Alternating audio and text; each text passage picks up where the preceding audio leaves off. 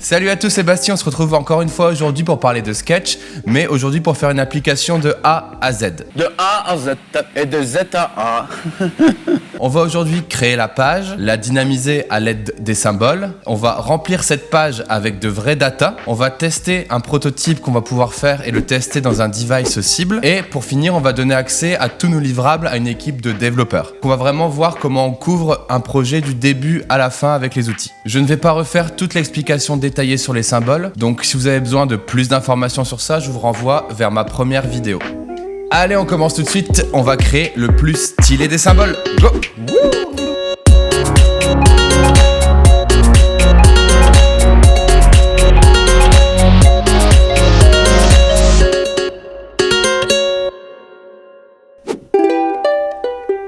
Comme vous pouvez le voir ici, j'ai préparé un petit wireframe. On peut très bien imaginer que c'est le zoning que vous avez élaboré avec votre client ou avec votre équipe de design. Donc on peut voir qu'il s'agit d'une petite application sociale basée autour des photos. Non, j'ai absolument pas copié Instagram. Il y a un header, une zone pour la photo, une zone pour le compte, des boutons d'action, des commentaires. Ce que je vous propose ici, c'est de tout de suite commencer par la création du symbole du header. Donc je duplique le plan de travail ici. Donc on va venir sélectionner les éléments ici, Create Symbol et Header.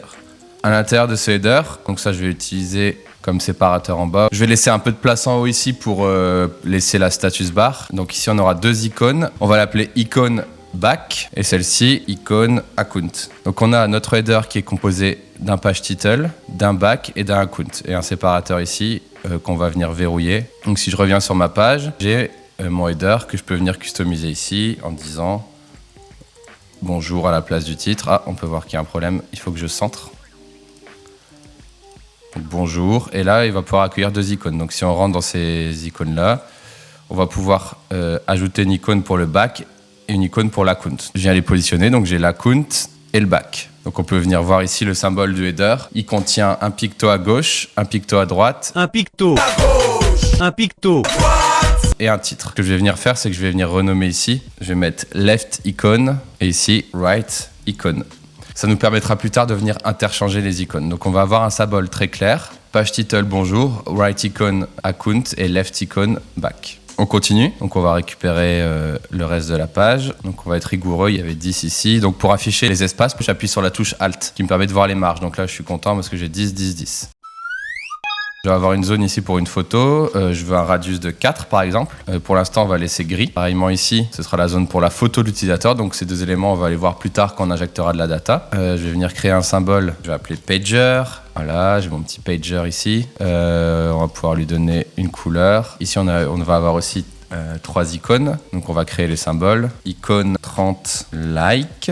Icône 30 comment. Icône 30 share. Je viens positionner mes pictos ici. Voilà, j'ai recopié mes 3 pictos. Ensuite, on voit une zone avec le username et le user comment. Donc là, on peut voir que ça se répète. Donc on va clairement supprimer cela et créer un symbole ici, comment line. Ce symbole, on va le réagencer un peu. On va lui mettre une largeur et une hauteur comme ceci. On va le recentrer. Donc là, on a notre cellule user comment et on va voir qu'on peut la redupliquer 3 fois.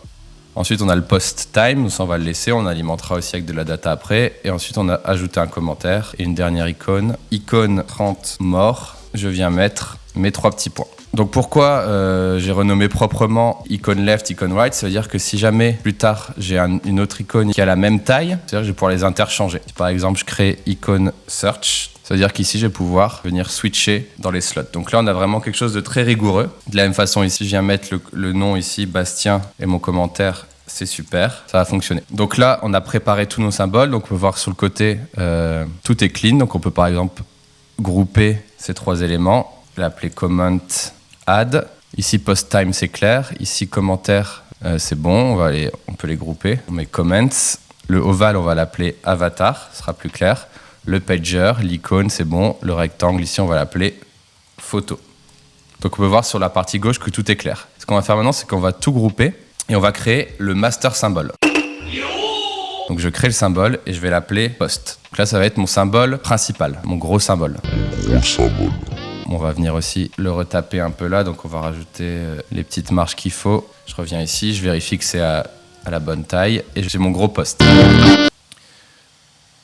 Donc là, j'ai mon symbole post de créer. Et ce qu'on va pouvoir faire, c'est le dynamiser encore un peu. Imaginons que je n'ai qu'un commentaire dans le post, comment je fais? Vous pouvez me dire, ouais, il suffit d'enlever la commentaire line, etc. Mais on va encore avoir du vide. Donc ce qui m'intéresserait, moi, c'est de pouvoir le redimensionner. Là, actuellement, c'est pas fait. Donc ce qu'on va faire, c'est qu'on va venir à l'intérieur, on va fixer chaque élément avec le resizing et le fix width, fix height. Donc là, la photo, on va lui dire fix width, fix height, on veut qu'elle reste carrée. L'avatar, pareil, on veut qu'il reste pareil et qu'il soit épinglé plutôt en haut à droite. La photo est évidemment épinglée en haut. Les 3 pictos, on veut pas qu'il change de taille non plus, on veut qu'il soit épinglé en haut. Le pager, pareil, on change pas sa taille, on l'épingle en haut. Et le bloc de commentaires, on va faire pareil, on va l'épingler en haut et on va aussi fixer sa taille. Post-time et commentaires, on va les épingler en bas. Ce qui va faire que quand on revient ici, quand on va redimensionner, on va avoir le post-time et le commentaire qui vont être en bas et la liste des commentaires qui va rester fixe. Moi, ça va me permettre de faire ça et de venir désactiver les lignes de commentaires dont je n'ai pas besoin.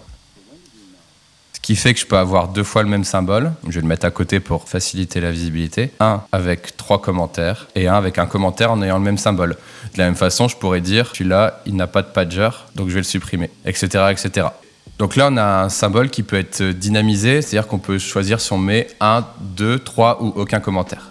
Donc vous allez me dire, c'est bien beau, mais ça ressemble pas encore à quelque chose, donc on va tout de suite injecter de la data. C'est parti.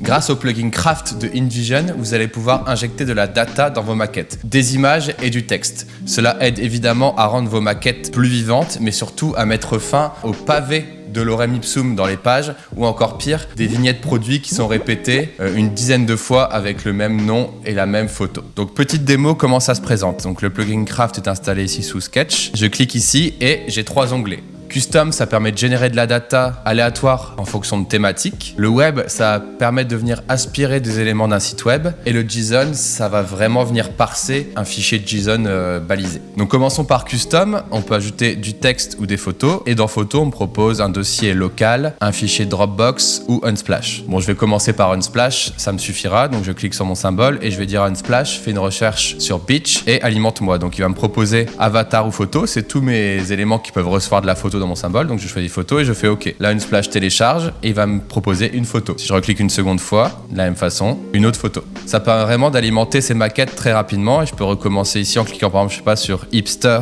dans Avatar. Là, j'ai une petite photo de Hipster en guise d'avatar, donc pour moi c'est nickel. On peut également faire ça dans le symbole. Imaginons je rentre ici et je viens sur mes commentaires, donc là je vais supprimer mes commentaires. Et là à la place de Bastien, c'est super, je vais vouloir mettre un vrai nom. Je vais dans Type, je veux un name, peu importe le genre, et il me demande username ou user comment.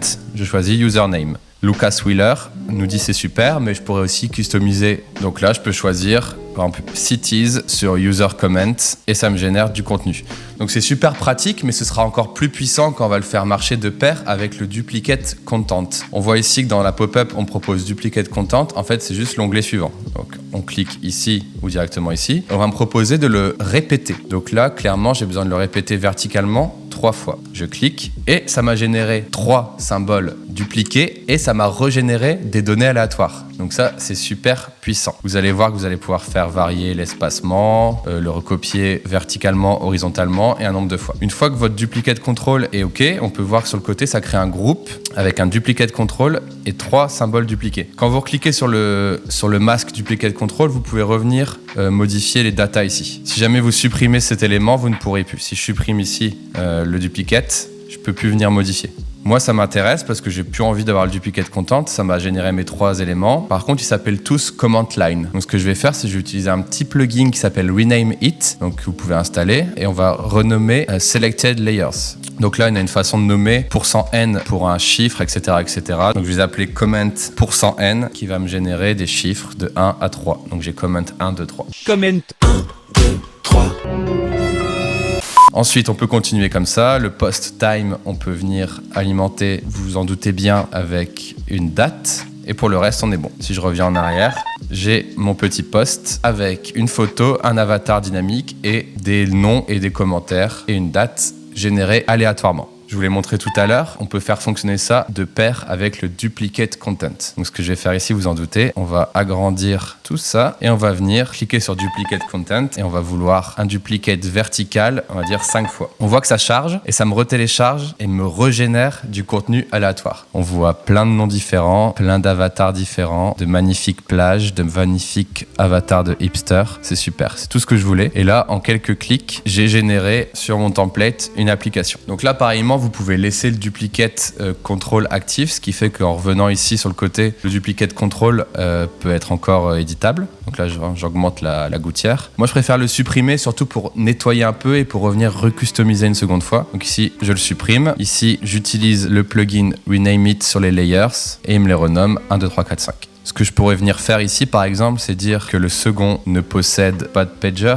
Donc je viens prendre pager et je mets none. On pourrait dire de la même façon que le dernier post possède que un commentaire et du coup je peux venir le redimensionner, etc., etc. Et pour finir, on pourrait dire que le premier post a été liké. Donc on va rentrer à l'intérieur, on va préparer notre petit picto qu'on va nommer liked, un petit rouge rose, aller dans like et l'activer. Donc ce qui est intéressant avec ça, c'est qu'on a fait un symbole qui est dynamique. Ce symbole, on l'a alimenté avec de la vraie data et on l'a dupliqué. Si je viens modifier ici sur le post le radius, bon, je lui mets un truc un peu exagéré pour qu'on le voit bien, mais je le mets très fort, ça va venir impacter tous mes symboles, qu'ils soient personnalisés, dupliqués ou non. Donc là, on a vraiment travaillé comme il fallait et on a notre écran qui a pris vie. Je vais vous montrer aussi une autre fonctionnalité de ça, c'est qu'on peut aspirer un site web. Le JSON, je vous en montrerai pas parce que j'en ai pas, mais le concept, c'est un peu le même que le site web. Donc là, je vais créer un rectangle, je vais créer un texte et je vais créer un autre texte qui sera le prix. Ce que je vais faire, c'est que je vais aller aspirer les datas d'un site. Je vais venir sur la photo, on va aller dans web et là, on va copier. Bon, là, j'ai préparé un URL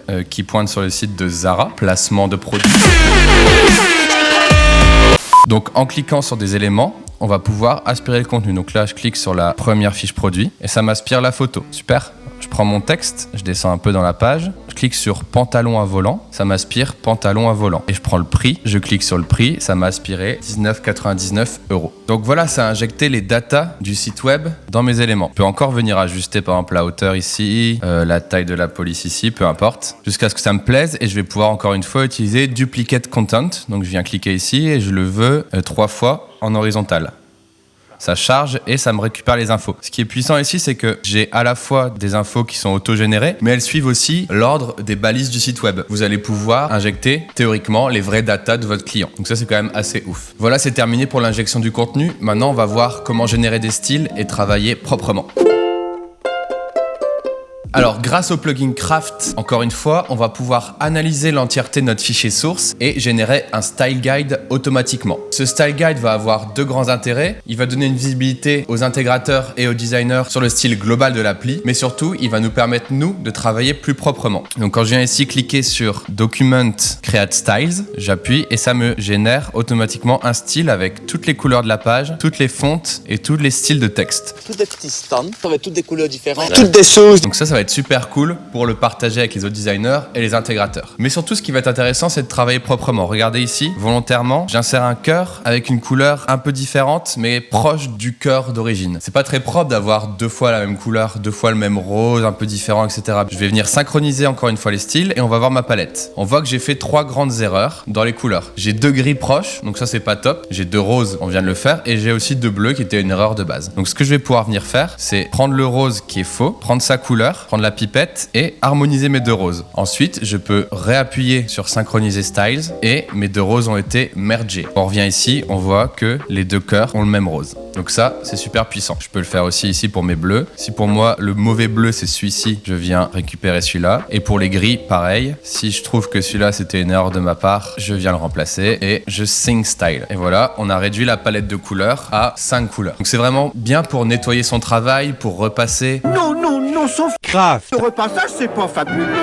Le nettoyant ménager, Craft. c'est super efficace. Quand vous collaborez, etc., c'est toujours bien de faire de temps en temps une petite passe comme ça pour harmoniser. En plus, c'est automatique, donc ici, pour moi, c'est complètement transparent. Ce qui est sympa aussi, c'est que ça vient directement alimenter ici la palette Document Color. Donc, quand vous créez de nouveaux éléments, je vais directement avoir accès aux bonnes couleurs. Plus d'excuses de faire d'erreur. Le style, vous avez vu, ça marchait sur les couleurs, mais ça marche aussi sur les fontes. On voit ici que j'utilisais Rubik Regular, Rubik Bold et Roboto. Si je me dis, voilà, à la place de la Rubik Bold, moi, il me faut, je vais mettre un truc visible, visible, il me faut celle-ci, la account. Je sauvegarde ici, je synchronise mes styles. Je reviens sur mes écrans. Tous les éléments qui étaient en bold sont devenus la nouvelle police. Donc ça aussi, ça peut être super pratique quand un client change d'avis ou demande des modifications à la volée de le faire. Ça peut aussi me permettre de voir ici que j'ai une roboto alors que je travaille en Rubik et de me dire oulala, j'ai fait une erreur, je viens mettre Rubik régular, je resynchronise les styles et voilà, on a réduit le nombre de polices et pour moi c'est tout à fait transparent ici. De la même façon, ça fonctionne ici sur les text styles, donc il repère tous les titres. Donc là, il m'a repéré ajouter un commentaire, username, user comment et post time. Il m'explique en dessous la couleur, la taille, etc., etc. Donc pour les intégrateurs, c'est plutôt sympa. Mais ça me permet moi aussi d'aller voir username et me dire pour moi les usernames, ils doivent être en bleu. Je lance la synchronisation des styles, je reviens et les usernames ont été mis en bleu. Donc ça, c'est quand même super cool. Je sais pas ce que vous en pensez, mais ça peut être super pratique pour modifier des maquettes à la volée et ensuite pour donner une visibilité aux autres designers et aux autres intégrateurs et surtout rester très rigoureux. Donc pour conclure sur les styles, ça permet vraiment d'avoir une visibilité sur les styles utilisés sur la page et de les partager avec les autres équipes, mais ça permet aussi surtout d'être rigoureux quand on travaille seul ou quand on collabore, de nettoyer de temps en temps son travail sur les couleurs, sur les fontes et sur les textiles. Donc là, c'est cool, je suis super clean, j'ai ma Rubik et mes bonnes couleurs. On va pouvoir passer maintenant au prototype.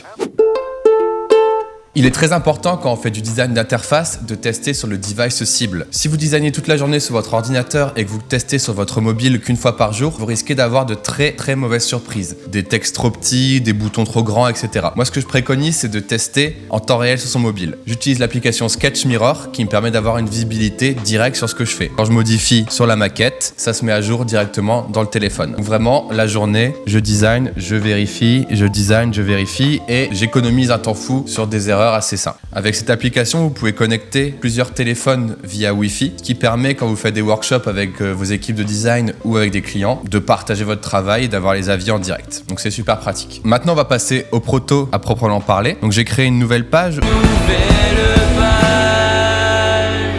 où j'ai dupliqué mes éléments. Je vais vous montrer rapidement. Ici, j'ai créé une petite page que j'ai appelée 0-home où j'ai mis dans le header le petit loop, un logo Bastigram et là j'ai laissé le compte. J'ai recopié mes symboles de photos, de posts. Donc là, ce sera ma home page. Dans le scénario, on va imaginer que la personne clique sur la recherche. Donc on arrive sur une page de recherche où il y a un clavier qui apparaît. J'ai un petit bouton retour et ma recherche qui est en train d'être tapée. Quand on valide la recherche sur Landscape, on arrive sur Search Result avec mes posts. Donc là, j'ai mes posts avec différentes spécificités. Et un troisième scénario, la personne like la première photo et du coup le petit cœur apparaît. Donc tout ça, ça a été préparé ici. On peut le voir sur le côté, c'est super clean parce que j'ai travaillé avec justement des symboles. Donc ça permet d'avoir vraiment des maquettes super propres et lisibles par n'importe quelle autre personne qui va venir voir mon fichier source. Et de la même façon, mes styles sont toujours aussi propres. Écoute ce style.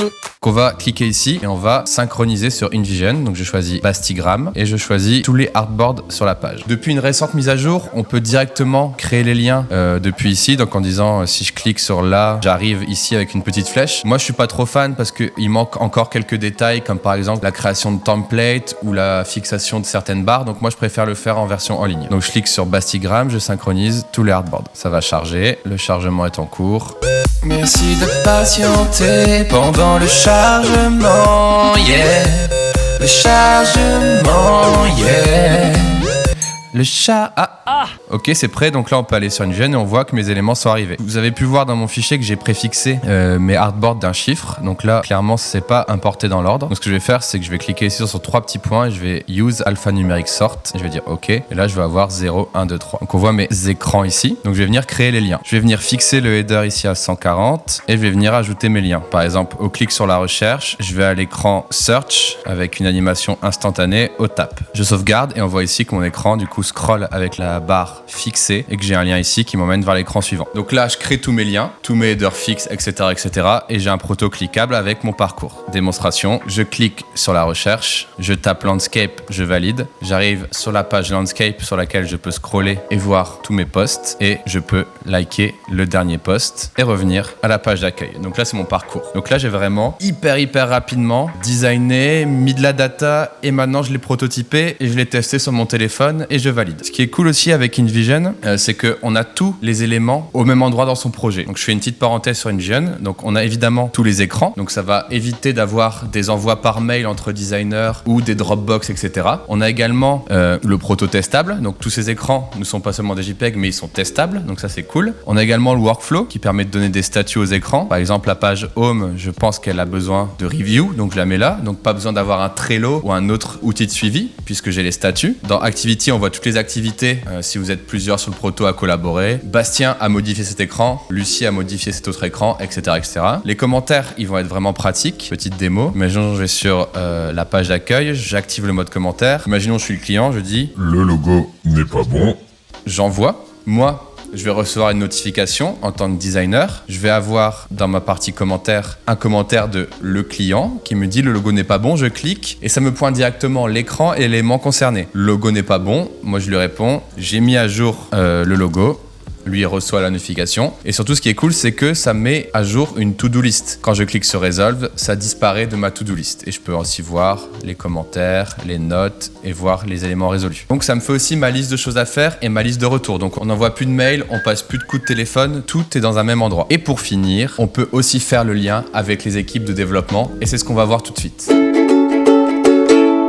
Si le fichier Sketch est synchronisé grâce à Craft sur InVision, on va avoir accès à la fonction Inspect. La fonction Inspect donne tout simplement accès à toute la maquette et à tous les détails de la maquette sans avoir ni le fichier source ni le logiciel Sketch. Je vais cliquer sur mon élément ici et je vais voir en bas Inspect Mode. Je clique et je passe dans un inspecteur. Donc chaque intégrateur et chaque développeur va pouvoir venir inspecter la maquette. Donc on voit que sur le côté, on a toutes les couleurs du document et toutes les couleurs de l'écran et aussi toutes les fontes. Donc là, il n'y a plus d'erreurs possibles. On peut encore aller plus loin, on peut venir pointer des éléments. Là, je clique sur le carré, on me dit qu'il fait 355 x 355 avec un radius de 5. Je peux cliquer sur une fonte, on me dit c'est du Rubik normal avec la couleur 52, 52, 52. On peut venir même cliquer sur un petit élément comme le pager ici. Le ovale, il fait 7 pixels, 7 pixels et il est bleu. Donc là, on aura vraiment la possibilité d'inspecter chaque élément. Donc le produit fini aura 100% d'adhérence avec la maquette. Enfin, si les développeurs font correctement leur travail.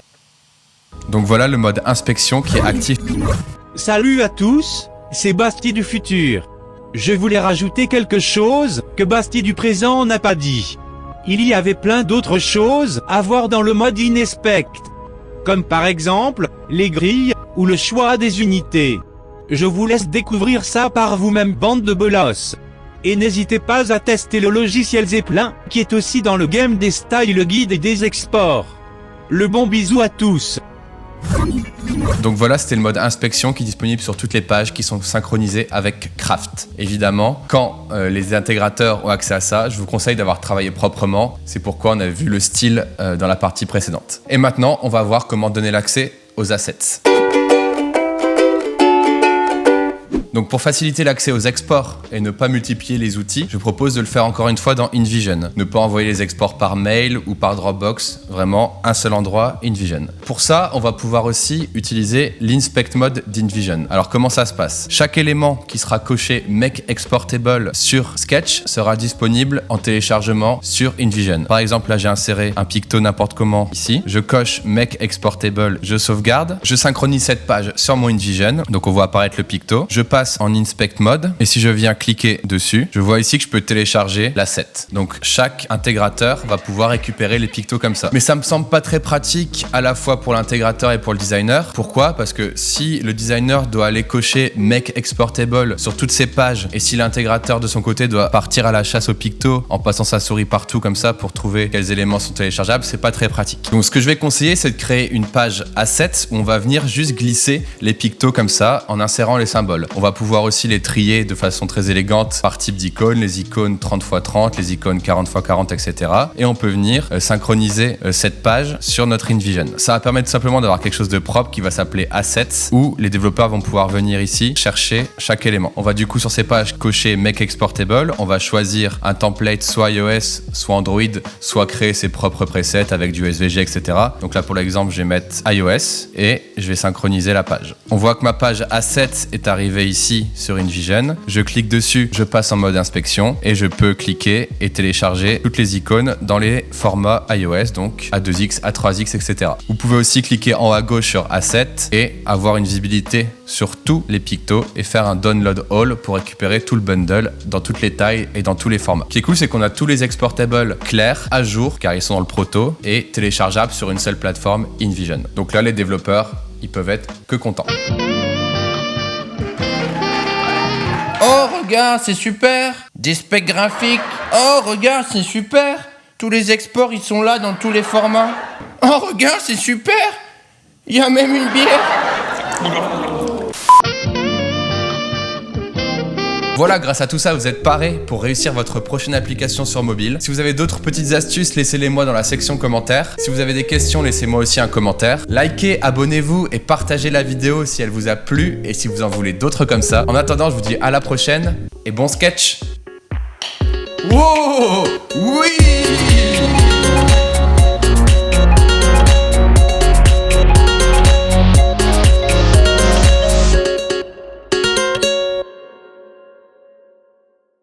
Pourquoi il fait toujours 1000 degrés quand j'essaie de tourner une vidéo ?